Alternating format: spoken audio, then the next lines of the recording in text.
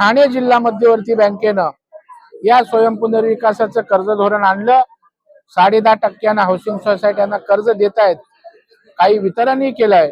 आता नवी मुंबईमध्ये हा विषय अत्यंत जिकरीचा आहे, कारण इथे सिडकोच्या इमारती आहेत, स्वतः सोसायट्या करून बांधलेल्या कष्टकऱ्यांच्या इमारती आहेत.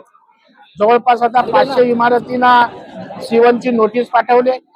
त्याच्यामुळे इथे स्वयं पुनर्विकास करून या लोकांना नीट मार्गदर्शन केलं तर या ठिकाणी छोट्या सोसायटीमध्ये राहणाऱ्या लोकांना मोठी घरं मिळू शकतील. पण मी आपल्या माध्यमातून नवी मुंबईकरांना आश्वासन देतो की नवी मुंबईत आपण स्वयं पुनर्विकास नीट राबवू.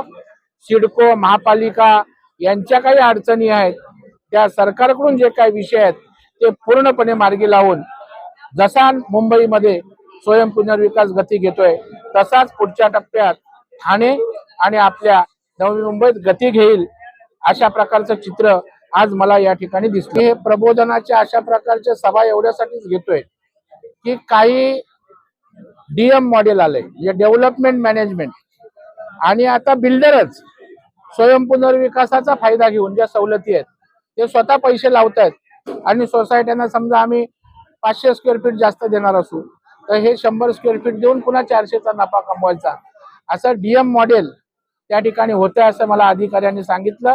परंतु आता जिल्हा बँकेकडून या कर्ज आमच्याकडून घेणाऱ्यांनाच त्याचा लाभ व्हावा किंवा त्या ठिकाणी बिल्डर जर याच्यामध्ये असतील तर त्यांच्यावर गुन्हे दाखल करावे, कारण ही स्वयं पुनर्विकासाची योजनेची फसवणूक आहे, सर्वसामान्य माणसाची फसवणूक.